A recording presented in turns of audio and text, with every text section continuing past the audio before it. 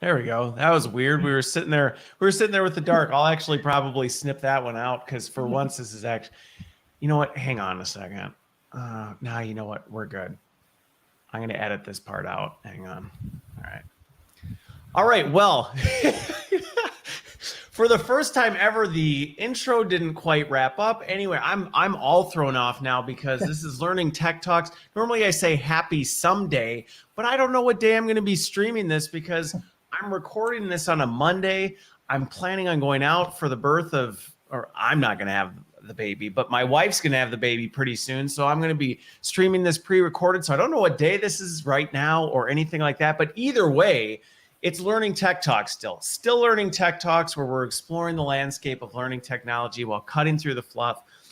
And today I am talking with Shannon Martin, and she's from Podbean. If you didn't catch from the clever pun of the title of this episode, we're going to be talking about podcasting, but podcasting on the enterprise side. Now we're going to share some best practices, dig into podcasting as a whole, but we're gonna kind of bring this because this is a newer area, I think, especially on the enterprise. So we'll get into that. Shannon, thanks for being here. But before we do, let's do a little bit of icebreaker stuff. So for you, Shannon, why don't you let everybody know where you are in the world today?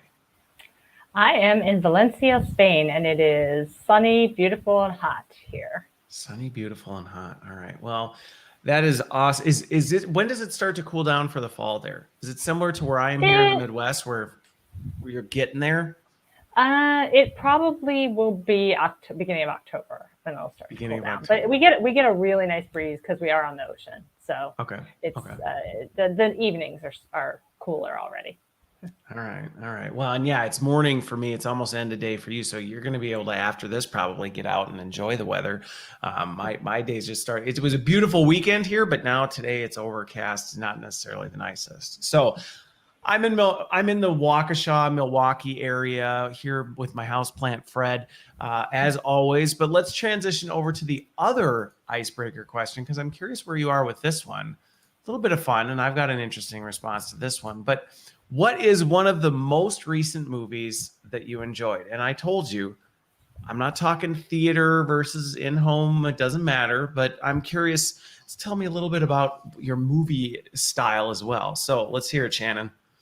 That's good that it's not theater because I think it's been a while since I've been to the theater, so I would have a hard time recalling. But I would say the one that pops to mind is Nomadland. Nomadland. Okay. Yeah. What's that about? It's really good. It has Frances. I can't think of her name. She's a really good actress. I'm horrible with actor and actresses' names, but Frances McDormand. Frances McDormand. Yeah. Okay. Frances McDormand. Yeah. All right. I think that's correct. But it is really about this kind of, and I think it's based on a true story, but it's not 100% about a person's life. But it's based on retirees, sort of retiree aged people in the U.S. that are living in RVs because of a lot of economic factors and closing of factories and companies, and so kind of by necessity living in RVs and traveling around to different work opportunities. So going to the Walmart, during Christmas, working the warehouse and that kind of stuff. So but about the community around it and her experiences, and it's just a really well told story. Yeah, it was quite good. What's interesting, so and from the sounds of it, that's a thing too. So I didn't realize that was even a thing. So interesting. All right. And when did you watch that? It's probably been maybe a month or so ago. I've mostly been on watching shows.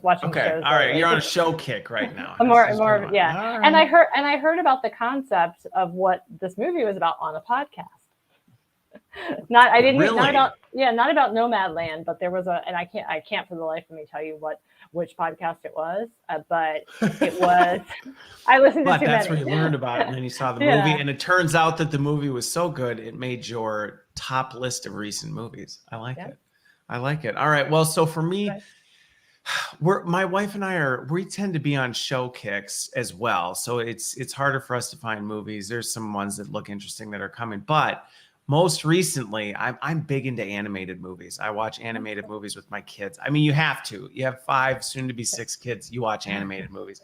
And anyway, the new Paw Patrol movie just came out, and it's in theaters and Paramount Plus. Now, I haven't been to a theater in, good grief, I don't know how long, and that has nothing to do with the pandemic. Spending $150 on movies, just not really for me. But anyway, the Paw Patrol movie, pretty solid movie. Really enjoyed it. And then we did a double feature. We watched Vivo on Netflix right after.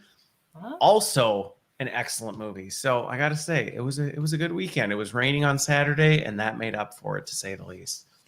Very All nice. right. A cozy family movie day. Exactly. The only thing that was a bit disappointing is usually I make popcorn, and I went to make it and I realized I was out. So everyone was extremely disappointed, but you know what? Captain Crunch is a great second alternative. So we just pivoted. How's that for agility? Okay. Good to know. Yeah, there you go. All right. Well, so let's transition over to the conversation at hand. We're talking about enterprise podcasting and things like that, but let's get to know you a little bit. I'm just curious. So you're at Podbean, but like, is your background, because you're the director of communications, is your background more communications and you got into podcasting? Or was it you were more into podcasting and then you got into a communications role at a podcasting company? More the communications, got into podcasting, but I was a huge podcast fan. And I actually, I think it was around the same time probably that I started working with Podbean. Maybe it was a bit before. I think that I was running a chapter of Podcast Brunch Club, which is a group of people around the world, actually, but they have local chapters and a virtual now, where you basically do a book club for podcasts. You talk about a theme and you listen to some episodes. Yeah, so I was that kind of fan, like, more than just a listener. And I did communications. I've always been sort of, a writer, basically, but I do a lot of different pieces of communications. And when the Podbean opportunity came up, it was like, wow, by merging of my, a role that's good for me and my true love.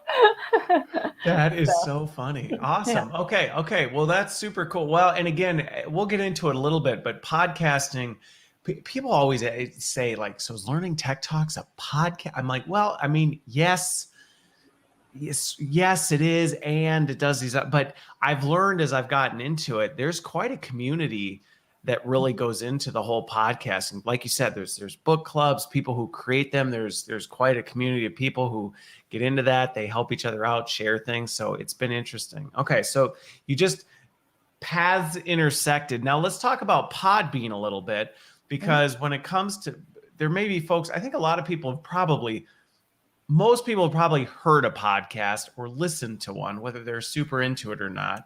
Right. But then some of these different companies. So Podbean, what is Podbean specifically?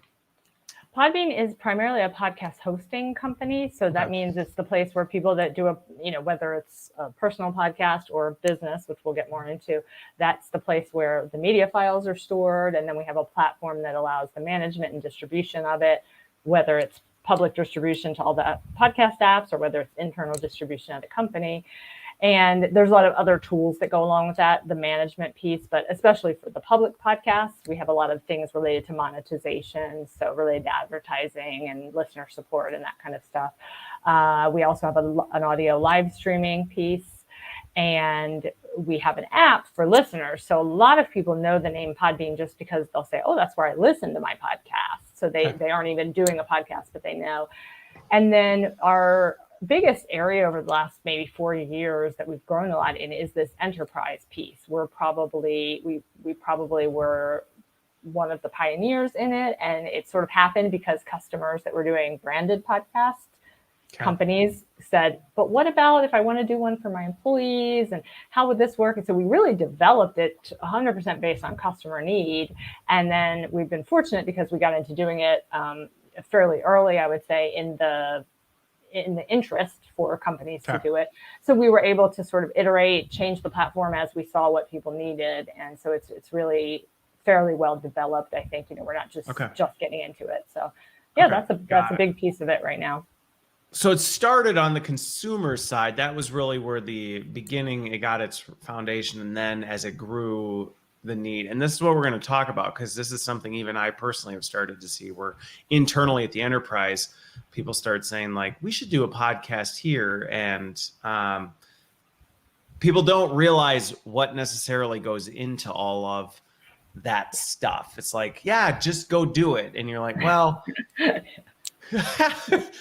we can, but there's a fair amount of things to think about. And I think especially if you're a listener, you might just take that for granted because you just assume, well, I get notified and a new thing comes and I just listen to it. And you don't realize what goes into that to actually create it, distribute it, host it, manage it, analyze even the data in terms of listener stuff, things like that. Because I'm guessing you're in the analytics space then as well to help podcast hosts know who's listening to what, when, all that other good stuff. Yeah, definitely. Yep. Okay. So I am curious, let's talk a little bit about this because we'll get into some of the workflow stuff, but actually I think it'd be helpful to lay that out because again, I think a lot of people may have listened to a podcast and maybe they've thought, hey, wouldn't it be fun to start one, whether that's personally or internally. We'll talk about the need there, but I'll chime in with kind of my perspective, just having done this, but let's actually talk through the workflow because I think that's helpful for people to understand if they haven't before, because like we said, it can be easy to say, let's do a podcast without really thinking about what that takes. So let's talk about it from a creator standpoint. Definitely. Yeah, I think that number one, the important thing, no matter if it's personal or corporate, is the planning and purpose behind it. And thinking about, like you said, it isn't uncommon for individuals to say, I think I'll start a podcast, or even companies to maybe say, hey, we should have this. I heard about this new thing, and someone's boss says, why don't we have one of those? But I think it's really important. I just love that because that's kind of sometimes how the conversation goes, where it's like, this is a cool thing. Why don't we have that? We should have that.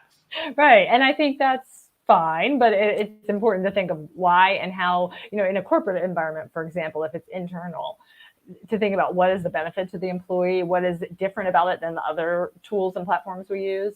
Those are things to think about. If you're doing it personally, just to think about, what's already out there, what's different about it. It may just be your voice. I mean, there probably is a podcast on the subject matter, but what's your spin on it going to be?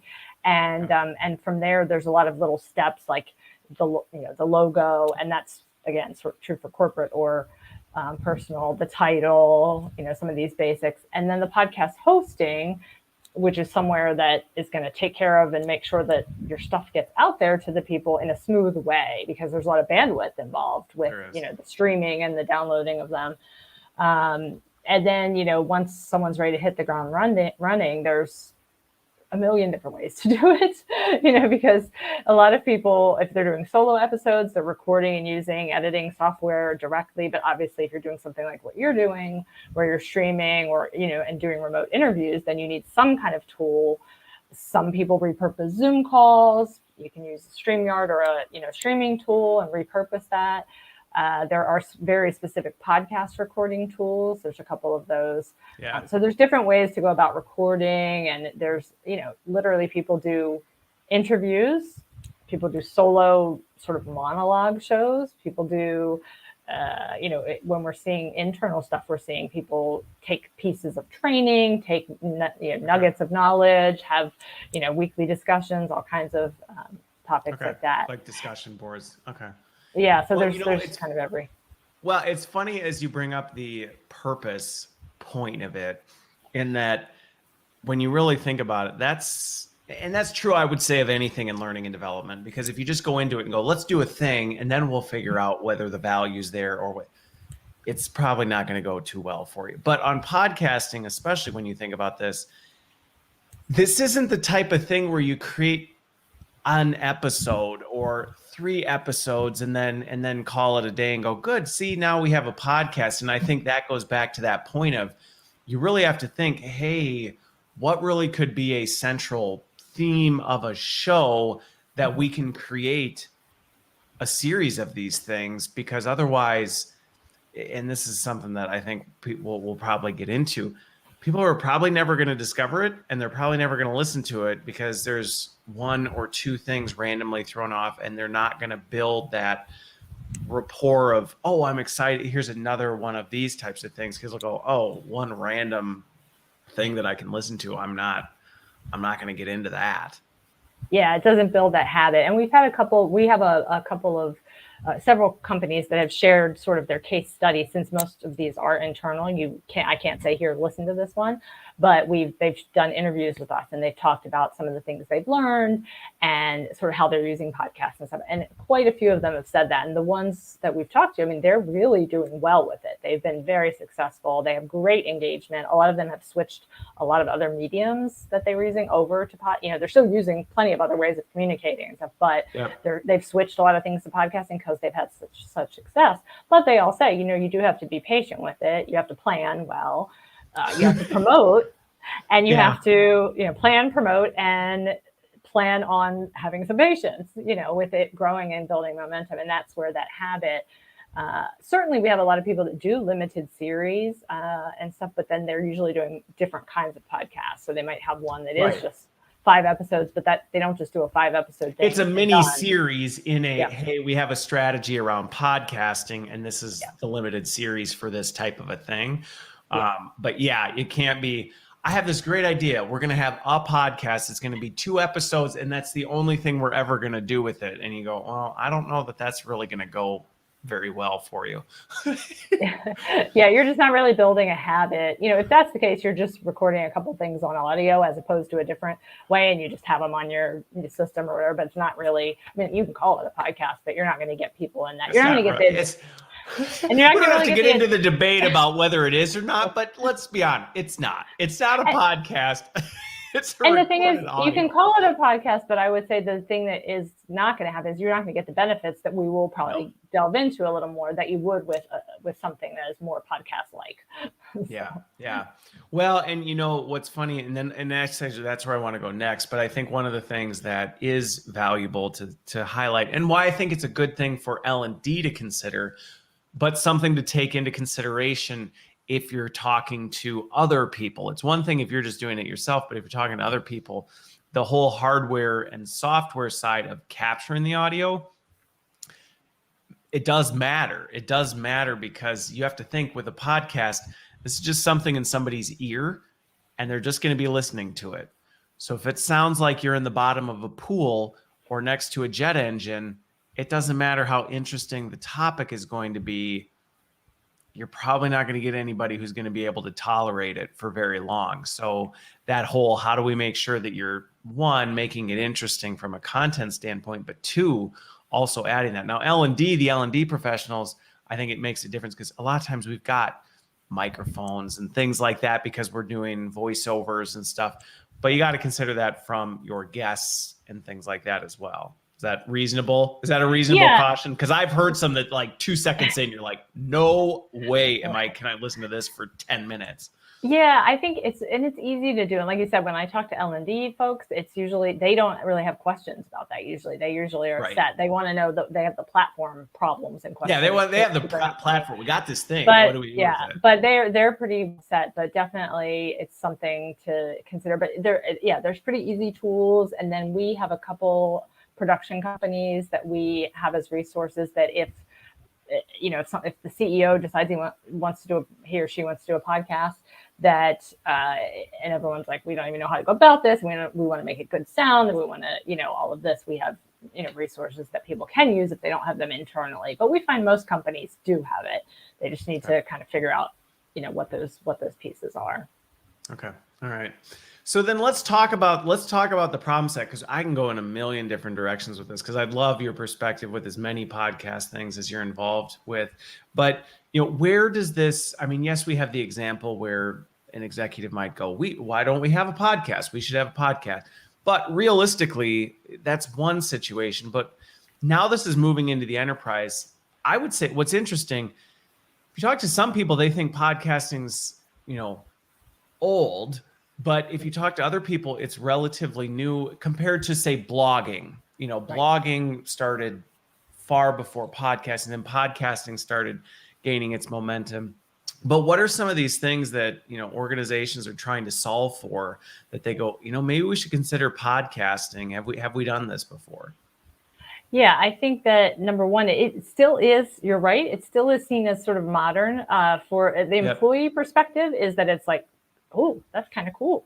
And it doesn't, it has an appeal to them that sometimes trying to tell them, we have this new meeting, we have this, and right now, I think I'll talk about mobility and stuff, but I also think just the fact that people have been more overloaded with extra meetings, more Zooms, more these kind of things. There's a certain level of fatigue with all of that.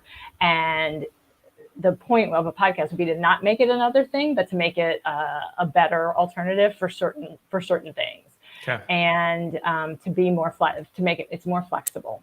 And so I think a big part of what we've seen is that from the get-go, it was a lot of companies saying mobility is really important. It was a ton of sales teams when we first started. That's where the training, they're on the road. They're not necessarily sitting at a desk where they can join a Zoom meeting. They often need tools, techniques. Sometimes they need to hear role plays. Sometimes they need to hear stories of how other salespeople are being successful. And then depending on the industry, but in almost any industry, there's a lot of constant information flow and updates. And again, you're on the road all day, or you're selling, no matter how you're doing it, you're focused on selling, but you have to also get these updates. And this is a way that, you can multitask, you can get it in, you can have it on demand. So you can always be getting this when you need it. And that's what we saw at first a lot. Now, of course, that has shifted to people realizing that's true in a lot of different roles.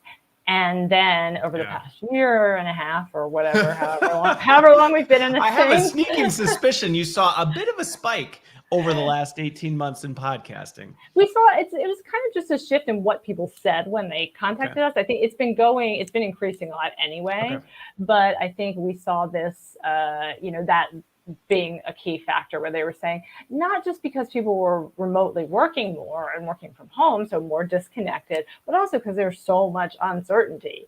And of course, my belief is life is always uncertain, but it's been made abundantly clear. And so a lot of industries were going through a lot of flux, and to really keep people sort of more grounded and to really have a cohesive strategy and to be understanding what's happening, what's going on. Again, without just adding 5 more meetings to the day. It was a way that a lot of people knew they could communicate and do that. So the mobility and I would say the on-demand nature of it. And then the other piece we see is that story, as you said about the audio, it needs to be decent because that's all it is. That's also a distinct advantage to audio for a lot of learning and informational kind of things, I think, because you're, even if you are taking a walk and listening, it's still very sort of focused into your brain. There's some research on it, but we're trying to sort of gather more as we work with companies to really, but I always tell people, if you think about your own personal podcast listening, or think back to old radio shows or whatever, it's something people always refer to it. I heard on a podcast, and they remember it because it's a story-driven thing. It is, it's a different, and it's interesting. There's a company called Arist, and I got to know them back before they really, started growing. And I thought, what they had done is they had taken micro-learning to text messaging, which in some regards initially was perceived as a step back. Mm-hmm. And I remember seeing it going, this is actually really brilliant in terms of how you're reaching people in a different way that is meaningful. And you think about podcasting in a similar sense where, you're reaching people in a very different way that allows them, like you said, to focus, to consume, to be able to multitask while at the same time being zoned in. It's a weird, almost surreal. I just think of when I listen to a podcast, it is different. It's a different experience, but also the mobility of it's huge. I think a lot of times people push video and go, video is, good grief. I can't tell you over the last few years how often the conversations were video this, video that. And video is great, but video can also be very challenging to produce, but then also get to people, actually have them sit and watch a video for any period of time can be challenging type of a thing, because it requires you to sit and focus all your attention in a way that doesn't allow you to do other things. Yeah, and I think with the load that is on a lot of people, more so, and people want that respect from their company that, we respect your time. We're not trying to waste your time. We're not trying to make you squeeze more in necessarily, but we're thinking of how it works for you. Is an important factor. And then also, and video is important to use for certain things. We actually do have video. I'm not downplaying it that way either, but yeah. But we actually have video podcasting on our platform, so it can be done. But there are so many things that people come to us and talk about what they want to make into a podcast. And they're saying, oh, we've recorded this thing in the past or whatever. And they've recorded sitting here, and they're saying it's really just people speaking. That's what it is. So actually, this makes much more sense to make it more accessible in this format. And again, even if we're using it in multiple formats or whatever, but we're able to really, again, make it more accessible for everyone. Okay. Well, and I would say that's where it's always fun and confusing when people ask me, what is Learning Tech Talks? Because it's a video podcast, but it's also a live stream, but it's also an audio podcast.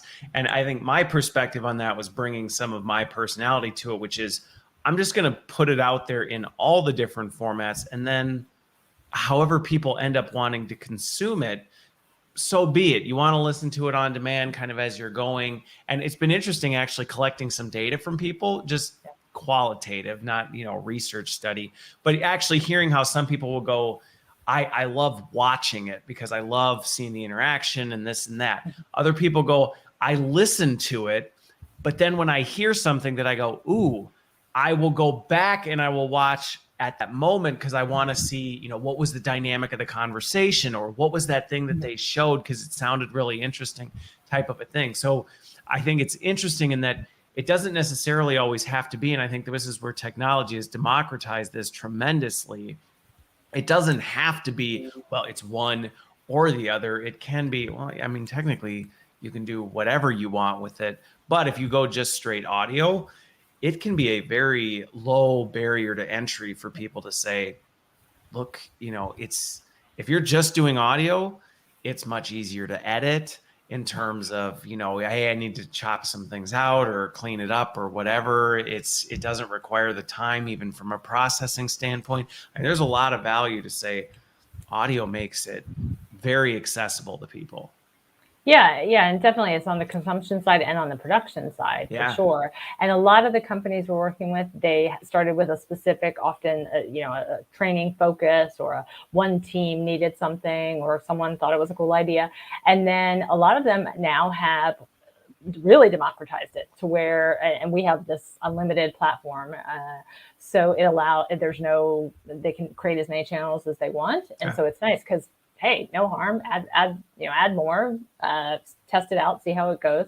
But a lot of the teams are creating, which brings a whole new level of value to the knowledge sharing that's going on for in the organization. user-generated content. Yeah, and there's a lot, and it's quite interesting. And some of them don't have what you mentioned before about L&D folks, having experience with that. So then some of these companies, they're either just letting them start at kind of a minimal level and saying, well, you can use this tool we already have to record, but then usually if they do well with it and take off, I know one of our clients, that's what they do. They kind of say, okay, just have an interview on Zoom and record it, and you can kind of get this started, and let's talk about what your plan is with it. Okay. And then we'll get you they have a pro subscription to an editing software, and they give them a mic. And so once they see that that this podcast is going to once they see that it's not just like an idea that somebody woke up with and said, I'm going to do this, and then a week later it fizzles out. Yeah, so they're really, they're generating all more content than they had before, sharing a lot of interesting, knowledge, a lot of subject matter knowledge that really was not getting shared that way before. And people have a comfort level with a quick recording for it. So it's, that's another real advantage to it. Okay. Well, and I think, what's interesting on that one is I will say, video, going back to this whole video versus audio challenge, video, sometimes people are just less comfortable with it because of the video aspect. They're okay with talking. They don't mind talking, but the thought of being on camera makes them a bit uncomfortable. Where if it's we're not going to worry about that. We're just going to capture the audio for this. People tend and seem to be more comfortable with doing that. Going back to, I know a lot of companies right now, they're trying to do more around user generated content, because to them they go, I mean, the knowledge is in the workforce. It's not in the crystal palace of corporate. It's actually out there. So how do we draw some of that out? And getting people to do video, similar to, we should have a podcast. I can't tell you how many times I've been in conversations where it was like, we should have people record videos of themselves sharing best practices, and then we'll share those with their enterprise. And that I've found is an extremely high barrier to entry, not only just from a technical standpoint, but getting people comfortable with video is much harder. And I had one that was where the idea started. And we actually said, what if we just had people create an audio clip of them sharing a best practice? And from an engagement and participation standpoint, the numbers skyrocketed because people had no problem grabbing their iPhone and doing an audio note of them sharing something and sending an MP3 or M4A versus set up a camera, record yourself, do this type of it. It was amazing to see the difference.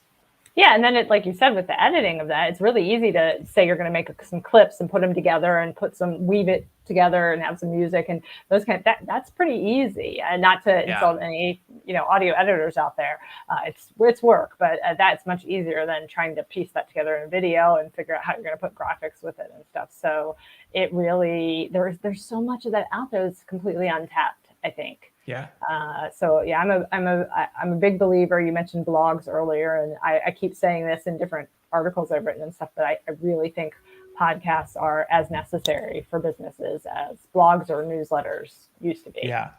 Yeah, no, I agree on that end. So let's talk a little bit about some of the challenges or what can be best practices going into this, because we talked about, hey, you got to have a purpose, because if you just decide, hey, I'm going to record a podcast, probably not going to end well for you, type of a thing. But then some of these other components, let's dig into so what are some of the things when maybe you're working with a client who says, hey, we want to do podcasting.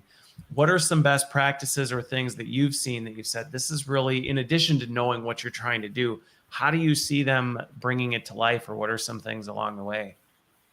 Yeah, a few different aspects of it. The planning is very important. The platform, which we can dig more into, but how you're going to deliver the content to the employees so that it does have a good user experience for them, along with all the things about planning the content. And I guess with doing the actual podcast, it's the content. How long does it need to be? What's the structure going to be?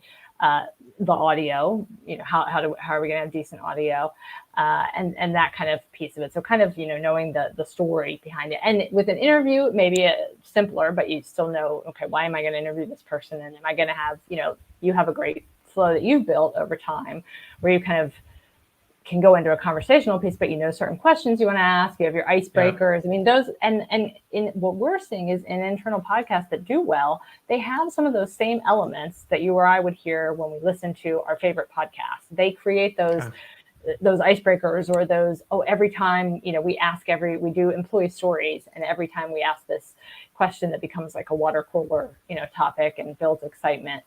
So I think knowing, some of those things that you like in podcasts and thinking of how to integrate those is important. And then, who's going to do what is, who's going to. Because, there's operations and logistics. And I think sometimes that's not always considered. It's just like, yeah, we've got it. And then you go, right. And what are we doing with it? Not only to get the audio together, but how are we going to let people know about it? What are the channels? All this other stuff. Yeah, and that I think is the other thing that you mentioned that I think is really important is the promotion bit of it. Okay. So not just assuming that we're going to say one time we have a podcast, or maybe we don't even say we have a podcast, and then we're like, why isn't our engagement doing? Where's the engagement? No one's listening. So I think it's we use this Podbean Pro app, or sometimes a white label app for our companies, and it has push notifications, all those things that help. And then we have embeddable players, but we also say integrate, just like everything else, integrate it into your other communications. when you have user-generated content and or employees being interviewed, different people, that really helps a lot with that. The excitement around it and building momentum. And also, just like any other sort of learning tool, knowing your purpose up front, but also knowing what's performing well and what's not, and asking, what's going wrong with this. We have this user engagement intelligence, which looks at second by second play data and stuff, and that's really important because if everyone's dropping off midway through, 30 then it's seconds probably in. hopefully that's a really bad sign. But that's we a have really bad sign. Oh, they didn't even make it through the intro music. Yeah. So, but there's a lot of times people will say, how long should it be? And there's different adages about, as long as it needs to be and not a second longer. But the reality is if people are dropping off at a certain point and you're seeing that across the board, it should be shorter, or there's something in, you can see if they skip, with our analytics. So they might be skipping this section where you thought, oh, it'd be fun to do some different announcements in the middle. And you're realizing, let's put that in. Everybody just skips past it anyway. It's just more of a barrier to people. Okay. Yeah. Well, and what's interesting about that, there's a million different directions we can go with this. I'm fascinated by some of this side of it, but is this what you just mentioned there? I think is true of not only podcasting, but I think a lot of times initiatives that we start in L&D where you've got to know when it's time to take Yeller behind the shed and say, this isn't working, or this section's not working. We need to adapt or evolve because clearly it's not adding value. And if it's not adding value, even a podcast, you can go, oh, well, it's convenient. People are just listening anyway. Yeah, but if you're putting too many barriers in there that they go, man, this thing is filled with a bunch of stuff I don't listen to. I only like this 2-minute portion. They're not going to listen. So let me ask you this, though. Now I've got a bunch of follow-up questions based on what you just shared. But going back to the, what was it? You know what? I'll remember that part in a second. But the length piece, that was actually a really good point. And I'm curious if you see some best practices along that.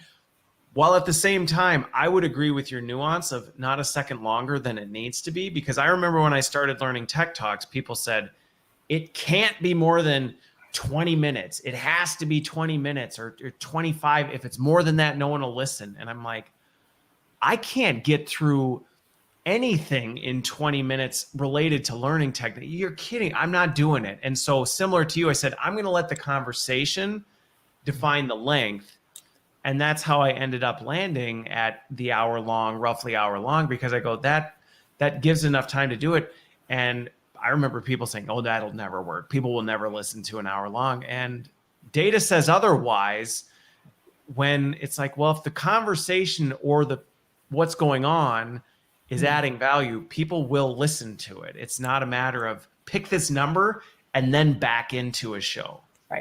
Right. Yeah. I think that there are some best practices. I think that that's certainly true about the timing. And the good thing with a podcast is they can, and I do this all the time with podcasts. I listen as long as I'm taking my walk. And sometimes that's 2 to 3 podcasts to fill it up. Sometimes it's half of the podcast today, half of the podcast tomorrow, and then maybe rewind a little bit because I want to catch back up. So it can be very flexible, but it is important to not go on and on, when it doesn't need to be.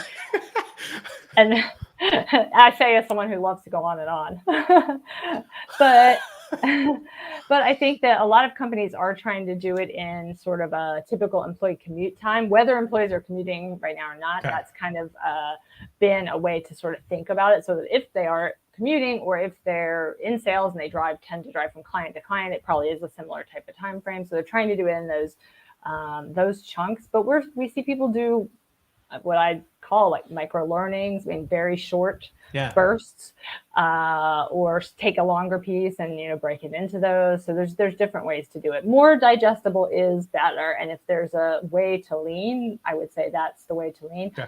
But as you're sharing, when it's something very relevant and chock full of information like what you're doing, then people will listen. So it's just a matter of kind of knowing which piece it is and where it fits. But well, and I think goes back to the point of when you think about this as a more holistic strategy versus just let's do this one thing, but to think about it as, hey, how might we actually be able to do this in different ways? Because to your point, there may be a really strong use case for, and I remember, I think I did kind of like a mini series. It was called Lind on Learning. And they were 5 minutes. It was like, here's a topic, here's a quick kind of summary of how to think about it or what you can do with it. Well, that's 5 minutes. Digging into enterprise technology and the capabilities and concerns and well, that's not 5 minutes. I can't do that in 5 minutes type of a thing. And so I think having the diversity to say, well, you know what we can do, let's let the topic and the goal drive the subject matter content and then go from there, I think is an important consideration on it. Yeah, definitely. Yeah. And again, I think because people can stop, pause, go back, have it there at any time, that's part of the benefit of it overall. But that also allows for a little more flexibility with listening, because they aren't necessarily stuck listening to it if it is an hour and a half all at once. And they can kind of work it around their day and that. So this is all I can handle. I'm going to hit pause and come back. I've heard enough of your voice for today. yeah. Enough already. Well, and again, I think this comes back to, and we'll talk a little bit about this as well, some of the skills that goes into doing a podcast well, because you can have a very interesting topic be like nails on the chalkboard to try and listen to. But let me ask you this, though, from a timing standpoint, because we said about the importance of making sure you're marketing it, sharing, letting people know type of a thing. But then there's also this timing piece that I was thankful when I started learning Tech Talks. I had talked to a lot of people that had done these before. And one of their biggest pieces of advice was, don't expect overnight to just get a ton of people engaging in it. It takes time for people it's a different kind of behavior for people when it comes to podcasting to say, okay, this is something, that either I have to discover, then I'm going to check it out, then maybe whether I come back, then I'm going to tell somebody. And so they said, don't expect numbers just to skyrocket out of the gate. And so going back to this, when do you pull the plug or when do you pivot? It's not something, and I'm curious what you're seeing on the client side, but my advice to people is don't think because, we launched this a week and a half ago and we haven't gotten the numbers we thought, you know what, this was a failure, I guess we're done. Yeah, definitely. I think we're trying to do a few things to help with that. Is we recently did a thing where we have sort of an office hours where we have our podcast specialist available if someone, it may not be because there's a problem, but if they are experiencing something, we're trying to encourage them, let's not get 6 months, a year down the road and you say, we abandoned that because, and then we're like, we could have helped, with that issue. That was a great suggestion, a great plan. You just, we would have tweaked it this way. Yeah, we could. So we're doing that. We have a LinkedIn group, and it's for not just our customers, but anybody that's either doing podcasts or considering it. And the idea, with groups, it's slow to grow, but the idea of it in the long term is that, you could go on there and say, hey, we launched this podcast a week ago, and so far we've had one listen. What are we doing wrong? And people could either, could say, well, you maybe need longer than a week, but here's some ideas, and people could share those. So we're really trying to build that forum. I think that we have a fair few clients that do pilot programs with us. So for our platform, we can handle an enterprise of any size. But let's say someone comes to us and they have 100,000 employees. And so that requires a certain amount of seats, basically user seats with our platform. And so that's a lot up front to dive right into if you're not sure. Right, out of the gate to try and do the enterprise. So we'll say, okay, why don't we do a pilot project with it? You can release it, see how it's going. And then what we do find is that most people, if they let it go past a week, and if they've planned well and stuff, they tend to have more success than they expected. So it really grows from there. So we like people to dig into it and again, kind of plan for it and also really look at the analytics and see what is and is not working, again, before they're just ready to abandon it. Do that sooner than later. if things are not quite living, even if things are living or exceeding expectation, what are you actually seeing with the listening patterns and that kind of stuff. Okay. Got it. Well, yeah. And I think, they're all really important considerations, and goes back to what we talked about in the very beginning, which is to be thoughtful and intentional about this. You can't, I've seen these go south before, where people have this great, and again, this is on a personal and professional side, where they go, yeah, we should do a podcast, let's just jump on and we'll start talking. And it's, it doesn't usually go very well. Yeah, not many people are great at doing that without any kind of, especially without really the purpose behind it. And I think one of our clients, they've really had a lot of success, and a lot of their stuff is sort of employee story driven. And they do a little, it's not a ton of work, but it's less work than a lot of highly produced kind of things. But when they get sort of leads on some story to feature, this employee success story, this situation, this knowledge they want to share. And then they sort of vet it, decide, is that a good fit? And then they do a prep, call with that person. And it's short. I mean, I don't, and it's the kind of stuff about the, the tech a little bit, but more here's kind of what to expect. And, just kind of making sure that it's going to be something that goes well for everybody. And just that little extra bit of prep, makes all the difference in how it turns out, and, actually reduces the need to edit and a lot of things like that. So it's that little bit of work can save a lot of work in the long run. Okay. Well, and I was going to say, so for me, just sharing kind of what you just described is exactly, because I do some internal enterprise ones, and I do learning tech talks. And similarly, like you said, I have a bit of a prep, 15, 20 minutes where it's just like, hey, this is how it works. Here's the general thing. Here's a general flow of conversation.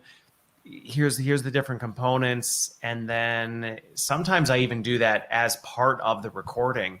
On the enterprise one. Sometimes it's the first time people have sat down with me, and we just join, and I say, all right, let's talk through this. Anything, concerns you have, let's work through it. And then we just go from there. So it actually can be pretty straightforward. But I think your point of, well, let me ask you this, because you said employee stories tend to be a really powerful one, which I think storytelling is a key component to this, to being able to tell some sort of story or narrative and be able to carry that through. But I'm curious on this side, have you seen, because I've heard some podcasts that they're very formal.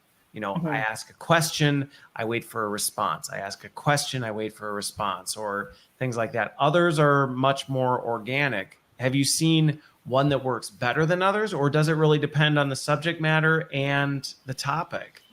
The formal can be okay. Where we see the formal is more when people are maybe they actually are multi-purposing something. So it's much more of a, two people on a stage or a panel or something, and they're having maybe a live event and they're recording it, and they're, so that becomes more formal by nature. And then they push it out as a podcast afterwards. Yeah. And it works great to get it out to more people. But for a podcast that really is an employee story or an interview kind of thing, I think a conversational element is usually, if you think about the podcast you listen to and like, they have that. You feel, there's a funny meme about podcasts. It's a billboard. And have you seen this? And it's a person sitting there eating ice cream. Like, this is like listening to podcasts. Like, you think they're your friends. It's a billboard. The podcast hosts are the billboard, and you're the listener here going like, oh, this is, we're friends. And there is a sense, and that's the beauty, I think, of podcasting. You've seen it, from personal and professional standpoint, but I think it brings that to the company in a way that a written piece doesn't bring a voice. And it, especially when we're seeing leadership do them or be part of the interviews or something, then people are saying it really does personalize the company strategy and what the thinking behind some of this stuff is. So I think a conversational element, and you hit the nail on the head with storytelling. I think it's all about a story. Okay. Well, and that's been my, now I did the more informal approach because there's nothing formal about me at all. So if I had tried to do it, in fact, I used to have a LinkedIn picture that was me in a suit. And I actually had someone I know well reach out and go, you got to change that headshot. It doesn't fit you. It just doesn't fit at all. So had I had some formal scripted podcast, people would have said, no, and I would have had a hard time hosting it. But I was curious if you see what actually does connect better. And it's funny, being a creator is one thing, but I even think of, I have some podcasts that I listen to on a regular basis. And that feeling of, I feel like we're friends. Like I know this person type of a thing. I remember I ended up reaching out and setting up time to talk with one of the hosts. He and his wife have this conversation on their podcast, and the two of them, even though it's the two of them, they're just dialoguing back and forth. And I remember setting up time with them, and it was like, oh my goodness, it's so good, and they're kind of like, yeah, I mean, that's great. You listen to it so much. We ended up having a great conversation, but it is funny how you start to build this connection with your community like that, because they do feel like they're sitting and having a conversation with you. Yeah. And I think right now, especially, we all know talent attraction and talent retention is like at an all-time peak, I think, in challenge.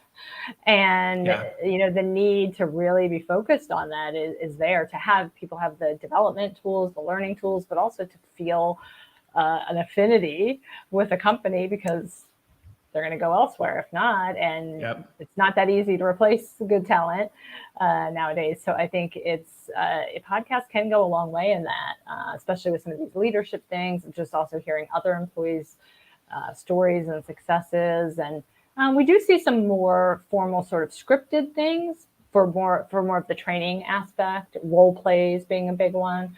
But actually they kind of come across conversational because that's kind of what they're supposed to be. Right. But yeah, we see those for those kind of things. But I think for interviews or stories and stuff, definitely adding those elements. So I want to transition to one other piece here for sure, and we'll see how much time we have, because I told you we were going to run it. It goes quick, but this one, because this is, I think, one of the pieces that's important to talk about, with probably why Podbean went into the enterprise, and for good reason, is I have been in many organizations where they've suggested we should do a podcast, we should have a podcast, and it gets started. And honestly, even just the hosting and distribution internally is a nightmare. I mean, it's legitimately can be a nightmare, where people go, well, where do I put? Oh, just put it on SharePoint. We'll just create a folder on SharePoint and we'll just drop the audio files in. And from a user experience standpoint, that's one of the things where, well, will that work? I mean, it'll work, but it doesn't work very well. And it's hard to get people to go back. And again, going back to the point you made earlier, where listening to podcasts, it's a very behavior habit driven type thing.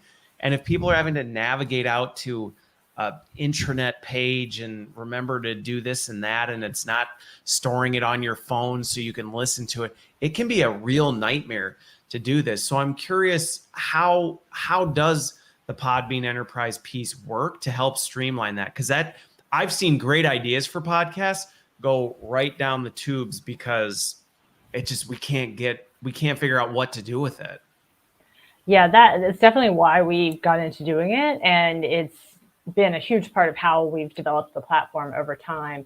So you upload your podcast to our platform. For anything internal, specifically on our enterprise platform, we have a very high level of security. So there are some ways out there that you could make a private RSS feed, for example, with different hosting, or even yourself. But most of the companies we're working with, that's not going to pass muster for what their IT folks require, because that information can easily get out there. And if they're sharing anything at all that's they don't want to share with their competitors, and sometimes even things you think wouldn't be a big deal, it can be a big deal. So our stuff is all secure. It requires the users to log in and be approved as a private member. And mostly, in almost all cases, that's actually done through the company's SSO. So it's completely using the normal procedures that and the security that the company's already decided on, which makes it, number one, really easy on the employee. No new passwords, no creating accounts, and it also makes the security folks happy. So yeah, especially because internal podcasts, like, they can get into things that you wouldn't necessarily, because I've had that where people said, man, this is a nightmare to host and manage internally. And so they'll look to external ones. Well, we'll put it on iTunes, or we'll put it on, and it's like, well, some of these conversations, your IT security team or even just business leaders would not want out available for public consumption. Sometimes it's not a big deal, but sometimes, in many cases, it's like, oh, no. Yeah. And the thing is that, so what we see is what you're saying, is the default then becomes, well, we don't want to deal with that. We don't think there's going to be something out there that's going to meet our needs. So we'll just do it with some kind of workaround solution that's not meant for podcasting. So that's what's happening. I would say a lot of companies out there, they'll say to me, oh yeah, we do a podcast. What they'll discover is they have engagement issues because it doesn't have the habit of podcasting. It doesn't have the user experience. So with our platform, they can embed players, onto their intranet in different formats. They can integrate it into whatever they have. But the employee can also listen online, logged in on a laptop if they want to, or that we have a mobile app called Podbean Pro. Podbean, we have a regular Podbean app. And so this basically borrows all of the things we've learned from many, many years of running a podcast app. So that's our huge advantage, is we already know what people like in terms of listening features. And we translated that into this professional app where when they hit it, they have to log in, they only get your content. They can actually they can pull in public content. So if a company says— That's what I was going to ask. Yeah, so they can do three. Let's say we have 3 internal podcasts. So when I hit my Podbean page in the Pro app, I have those 3, but also Podbean's like, hey, TED Talks, that would really help you from a personal development perspective. So if it's a public RSS feed, they can sort of make a curated list of content also. Okay. So that's a nice feature of it. Some companies we do a full white label app for, but the Podbean Pro solution, we made that because a lot of people wanted something instantaneous to use that doesn't require a lot of the development stuff. And it's still their company logo when the person, once the person logs in. It's a Podbean Pro thing initially to get from the store, but then it goes straight to their— Yeah, and then it's like you would expect a podcast app to be. It has the pausing and the forwarding and the speeding up and all those different pieces. We have a comments option, so there can actually be some interaction. We have playlists. Playlists have been really big and something we added, I'm sure, not that long ago, in terms of being able to, like, if I'm the company admin, I can say, okay, we have 10 different company podcasts, and from each of them there's certain episodes that, so when someone comes on as a new hire, they need to have this playlist to really hit the ground running. And that's been really popular. And we have one company that says, like, revolutionized their onboarding. So it's pretty cool. Okay. Yeah. Cool. Well, and like I said, I think that's an important piece to consider. Why, because again, it's like I've just seen these not go well because you got to think about the user experience, and it really does make a difference in terms of how you do that. And a lot of technologies, and this goes back to, it's not a competition. This is what I'm big on, the ecosystem concept, where it's not a dump your LMS, get Podbean Pro. It's like, no, they work together based on what you're trying to accomplish, because you have to think about the user experience. And I've heard, I get into debates on this because people say, oh, we need to consolidate everything into one.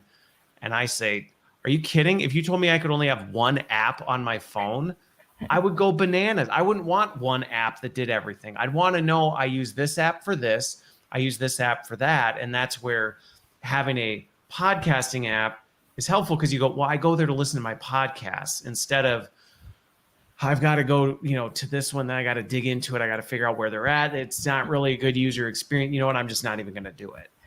Definitely. I definitely see that. And I think that, we'll have the push notifications like you're used to. So it's there. It's just making it really easy. Feeling. Yeah, and just making it really easy on employees, because you're right. I mean, digging around, expecting someone to dig around to find it within a larger thing is definitely. And yeah, we aren't an LMS, we aren't a full intranet or anything like that. So we're simply this one piece of it that can be integrated. And we've done some cool things. Like we have one client who they do some sort of general communications kind of podcast, but they started out with really core training kind of stuff for their sales team. And so we did a quick integration with our API where, because they're doing learning credits for people's completion rates. So it kind of does a data dump every day and makes it really easy for them. So we're very lucky. We have a development team that's really good if we need to create some new developments. All right. Well, you know what, Shannon, as always, am out of time before I run out of things to talk about, because we only scratched the surface as far as I'm concerned as it relates to podcasting and enterprise podcasting even. But this has been really helpful. I hope everybody who has listened to it has had a chance just to think differently about what you might be able to do, and how, if pure audio podcast approach to content or development isn't part of your strategy, it's, from my perspective, absolutely something you should be considering as an additional channel for people to be able to get content in a new and different way that reaches them. So I appreciate you being here, making the time. Always enjoyed the conversation, and I hope you have a wonderful week. Thank you. Yeah, glad to be here.